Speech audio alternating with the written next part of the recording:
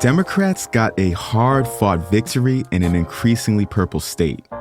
That's where we're starting the 7 from The Washington Post. I'm Jeff Pierre. It's Wednesday, December 7th. Let's get you caught up with today's 7 stories.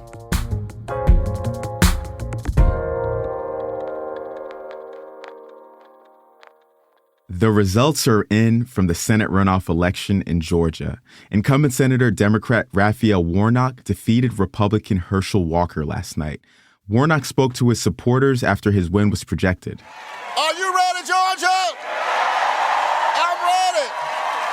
Stand up for workers, to stand up for women, to stand up for our children. I'm ready to build a stronger Georgia. God bless you. Keep the faith and keep looking up. Democrats already control the Senate, but this result gives them more leverage and also caps a disappointing midterm election cycle for Republicans.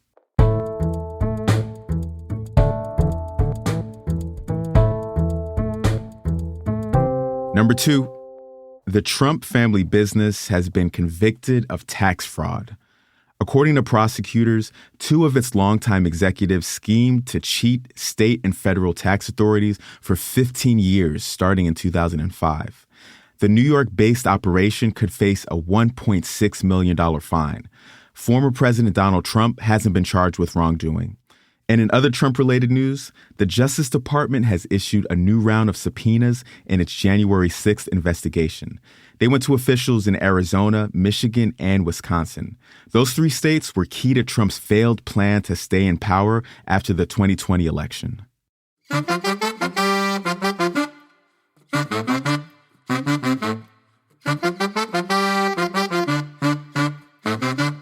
China loosened its zero-COVID policy today after mass protests. That's our 3rd story.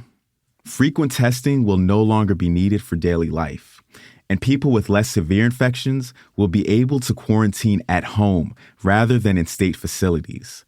These policies were some of the strictest pandemic rules in the world. They triggered rare protests in more than a dozen Chinese cities last month.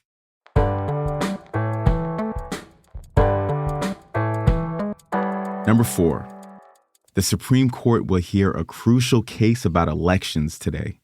The stakes are high for this North Carolina case. It could fundamentally change the way federal elections are run, giving state lawmakers complete authority over election rules.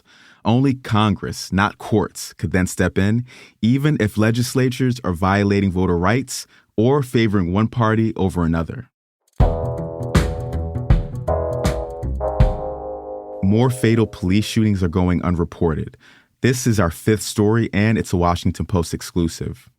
Police have shot and killed about 1,000 people every year since 2015. That's when the Post started tracking this data. Only about 1/3 of those were reported by the U.S. government, and that number is trending down. This creates a misleading picture of how police are using force in the U.S. and complicates accountability efforts.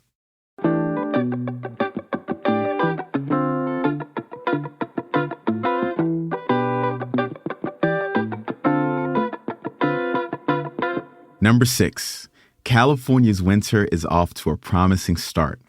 Parts of the Sierra Nevada have more than doubled the expected snowpack for this time of year, and another big storm could arrive this weekend. Now, this is actually good news. California has had 3 years of extreme drought, and mountain snow is a key source of water. However, much more rain and snow are needed.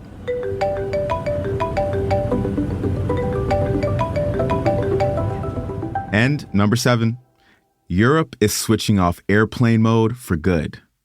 By June of next year, airlines will be allowed to provide 5G connectivity for phone calls. This will be for passengers in European Union member states. So, of course, the question is, will the U.S. be next? Probably not. This is because Europe uses different frequencies for 5G than the U.S., where there are concerns that antennas could interfere with aircraft equipment. And just like that, you are all caught up. If you've taken a second to rate and review the 7, I appreciate you. If you haven't, what are you waiting for? I'm playing, but if you have a moment to do so, please do. We appreciate it. I'm Jeff Pierre. I will meet you back here tomorrow.